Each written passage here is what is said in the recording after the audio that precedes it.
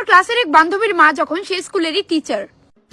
আজকে তোরে surprise test দিতে আমাকে কেউই বাঁচাইতে পারতো না। ম্যাম আপনি তো কোনো সাজেশনই দিছেন না। এটা কি কথা? আমি যদি সাজেশন দিয়া হইলাই তাহলে এটা কি আর কোনো সারপ্রাইজ টেস্ট থাকবো? ও মা কইতাছে আমিও কিছু শিখছি না, প্লিজ লইও না টেস্ট। মা শুনতি কেরে শিখছস না? তুই তো জানতি মাঝে সারপ্রাইজ টেস্ট লমু। ইভেন এক সপ্তাহ আগে তোর আমি সমস্ত সাজেশন দিয়া দিছি এক্সামের, তা সত্ত্বেও এখন আমার আবার বাংলা ক্লাস, এই ভিডিওতে পরে আমার আবার বিজ্ঞান ক্লাস আছে। ম্যাম কি হইছে বেমাইতাছস কেরে?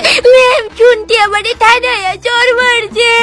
শুনতি কিন্তু এমনি এমনি কারণে মারে না, নিশ্চয় তুই কিছু করছস। না ম্যাম আমি কিচ্ছু করছিলাম না, তাই আমি বলে বিশ্রী দেখতে।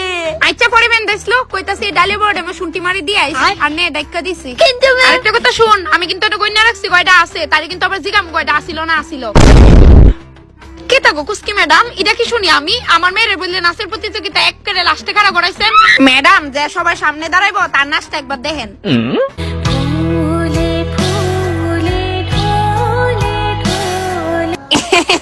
আর দেখেন ম্যাডাম আপনার মেয়ে শুনতে কিভাবে নাচে।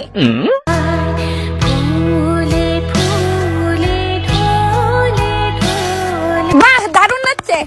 ওই বালিক তো নাচছে। ম্যাম সামনে খাড়া করেন, এটি করেন না, খারাপ লাগে তো বুঝছেন। কই শুনতি কই? কেউ একজন স্টাফ রুমে গিয়ে খবর দিছে শুনতি বলে ব্যথা পাইছে অনেক। ম্যাম মাঠের মধ্যে লাল পিঁপড়াটি শুনতি রে কামড় দিছে, কোন বেলাতে কানতাছে তাই। কিন্তু কোন কামড় দিছে মা? বেশি ব্যথা করতেছে। ম্যাম কইতাছি চামিরে মাথা ফুটতেছে, মাঠে পড়ে গিয়ে প্লিজ তাড়াতাড়ি আইন, অনেক রক্ত বেরিতেছে। হ্যাঁ হ্যালো কি গো শোনো না, কইতেছে আমরা শুনতিরে পিঁপড়া কামড় দিছে, অনেকক্ষণ ধরে কানতাছে, তাড়াতাড়ি হসপিটালাইজ করতে হইব, আইও আর্জেন্ট।